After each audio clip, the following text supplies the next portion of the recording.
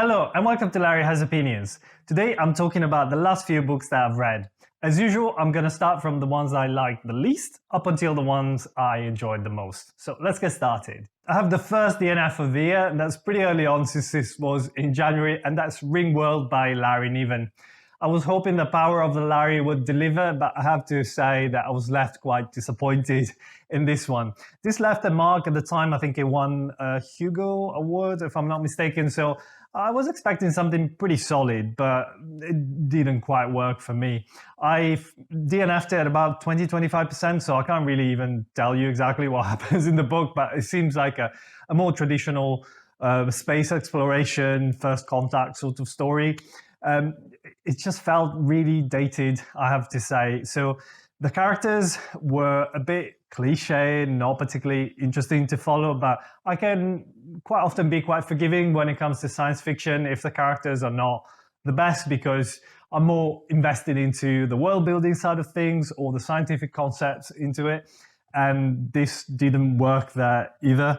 The world building was really not particularly imaginative. There were the usual things that you can come up with, like with super fast travel, both on Earth and in terms of interplanetary spaceships, that sort of thing. But on the other hand, in this same world, 800 years in the future, you have characters using credit cards, like inserting cards into a credit card slot, listening to music tapes, piloting these super advanced spaceships like a la Top Gun, where your arm hurts after a while.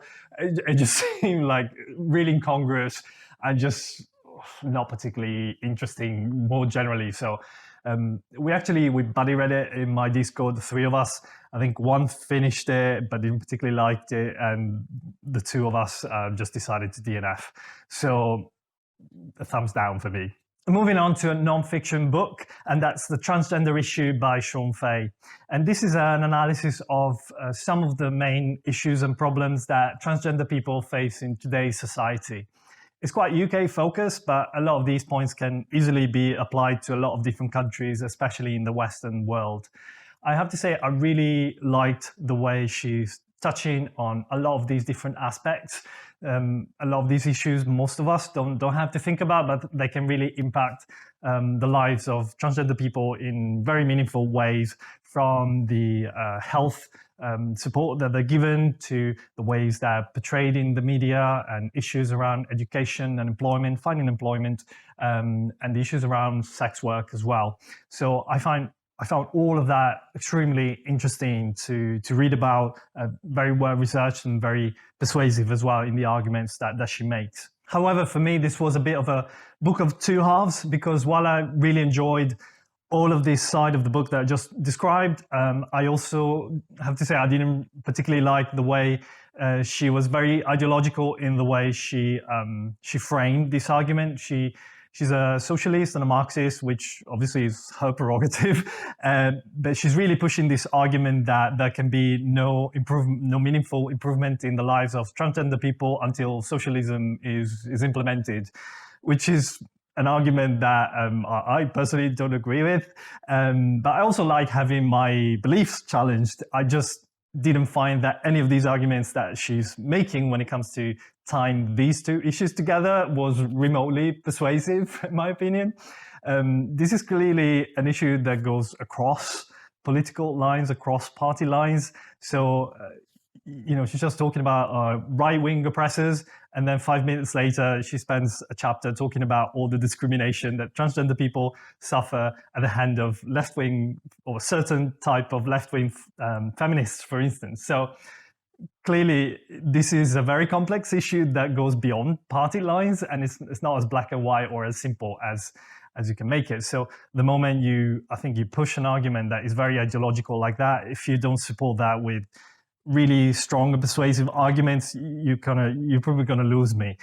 I kind of struggle to reconcile the notion that you have to nationalize the railways and the steel industry in order for transgender people to live better lives. So, as I said, it was a bit of a book of two halves. I really liked. It would have been 5 stars when it came to just the description of the issues that transgender people have to suffer. But when it comes to her proposed solutions, if you like, which is essentially is just all reduced to socialism, would have been 2 stars because I just didn't find most of it persuasive in any way. So combining those two, I rated this 7 out of 10. Moving on to a classic, and that's Great Expectations by Charles Dickens. And I picked this up because it's what you guys voted for in my bucket list video a few months ago. If you want me to do that again for the next few months, maybe just let me know in the comments and I might give this a go again with another bucket list. So, it doesn't really need a lot of introduction. I think you guys probably are all familiar with the story, but I have to say that I probably enjoyed it a bit more than I expected. Obviously, I didn't expect to hate it or anything, but I thought I might struggle to get through it. And I actually found it relatively readable. The thing that I enjoyed the most was really the characters. The characters were so memorable that I can really see why so many of them entered the public consciousness over the years, over the decades. Pip, Joe, Mrs. Havisham, a lot of the secondary characters as well, like they're so incredibly fleshed out, so unique in the way they've brought to life that are so memorable that I'm really sure that I will remember them for a long time. The story as well was quite interesting to see and read about, and very atmospheric as well, and really feels like time traveling back in time from that point of view. So I really enjoyed that side of the story as well. My main or only possibly gripe with the book is that it's really overwritten. And just myself personally, I have a bit of a low tolerance for books that are much longer than they need to be and with a lot of fluff that doesn't need to be there. So that was my main issue with the book. I still enjoyed it very much, as I said, possibly more than I expected, but my rating was slightly lower than it would have been otherwise if it was a bit of a tighter narrative. So I ended up rating this 8 out of 10. And then I have something quite different again, and that's a thriller, The Paris Apartment by Lucy Foley. This is about to be published in the next couple of weeks, and I received a free copy from the publisher. This follows Jess, who's an English girl who's traveling from Brighton to Paris, and you get the sense that she's running away from something, either that she's done or an unpleasant situation that she's leaving behind. And the idea is that she's going to Paris to find a temporary accommodation with her brother, Ben, who's moved to Paris previously. But the problem is that as she gets to Paris, she realizes that her brother is sort of missing in action and he's no longer replying to her texts and he's not at home and he's nowhere to be found. So I have to say that I really enjoy the setting of the book, being in Paris and being a city that I really liked. It's quite atmospheric in that way, and if that's something you enjoy, I think that will not leave you disappointed.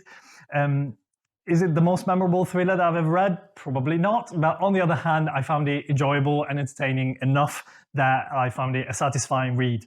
The main twists that I always want from this type of book were also quite satisfying to read and quite unexpected, so I didn't really pick up on those, which is always pleasant from a reading experience. So all in all, it was a thumbs up for me, and I rated this 8 out of 10. And then for fantasy, I have The Heroes by Joe Abercrombie. This is the 5th book in the First Law universe, and it all revolves around this major battle that is about to happen between the Northmen and the Union, and it's all set in the northern part of the circle of the world. I was a bit worried that I might not love this because I didn't particularly like Best of Call, the other standalone that I read a couple of months ago, and also because I'm not overly fond of battle sequences. I find them a bit boring, if I'm honest, and this can be construed as military fantasy because, as I said, it all revolves around this major battle. But I'm happy to report that I was quite wrong. I was pleasantly surprised that I eventually enjoyed this book quite a bit more than I expected, I think. First of all, it's because the battle sequences, there's not as many of them, but also because there's quite a lot of the story that is just dedicated to the political intrigue of the story, as well as the strategic side of the battle. So the way the different generals were trying to coordinate the different parts of the army, which I actually find more interesting than the action sequences themselves. And all of this is always accompanied by all those very compelling characters that Joe Abercrombie can write that are always a kind of delight to follow. And as I mentioned in my full review for this book, which I'm going to link down below, I also love the way Joe Abercrombie writes about war. He's never like glamorizing war as an enterprise, but he's also kind of giving this more philosophical and mundane description of war. So on one hand, what's the point of it all, and kind of reflection around that theme, but on the other hand, also about all the kind of more mundane and boring side of war as it happens in the real world. So I ended up rating this 9 out of 10. And lastly, I have Detransition Baby by another trans author, Torrey. This was very popular on booktube last year, so I'm slightly late to the party. But it features 3 main characters who are a trans woman, a cisgender woman who's now pregnant because she was having an affair with a third main character who's a man who had previously transitioned into womanhood, but then detransitioned back into being a man. And alongside getting a lot of the backgrounds for the different characters, the whole story sort of revolves around whether the 3 of them want to become a family altogether to raise this child. And I have to say, I really enjoyed that. It felt a little bit educational in a way, because you get to get a glimpse into this world that most people don't necessarily have access to, unless they're transgender themselves or they have close friends who are transgender. A lot of these kind of issues that they experience, the slang, the drama that happens in this community, it was quite engrossing to see all of this through the eyes of these characters. And aside from the story, what I really loved about the book was its sense of humor, which reminded me a little bit of Patricia Lockwood's that I read last year. And it's just an unashamedly non-PC sense of humor, which I typically very much enjoy. But what the author is trying to show, I think, is how some of these people who are really marginalized and face all these issues in society can, in turn, be quite flawed themselves. It doesn't mean that these characters need to be saintly or perfect just because they're at the margin of society. So I really like that, and things that she calls out, like how different minorities seem to be competing in the oppression Olympics, so kind of trying to outdo each other in terms of who's the most oppressed, which is, I think, quite funny. I always like when authors manage to marry up kind of the funny or the ironic side of things with the more serious undertones of the story or these themes being explored. So I always very much enjoyed that. So for all these reasons, I ended up rating this book 9 out of 10. I hope you guys liked this video. Please give me a thumbs up. Let me know in the comment what your favorite book that you've recently read was. If you want to join our Discord, the link is in the description box, and I'll see you the next time.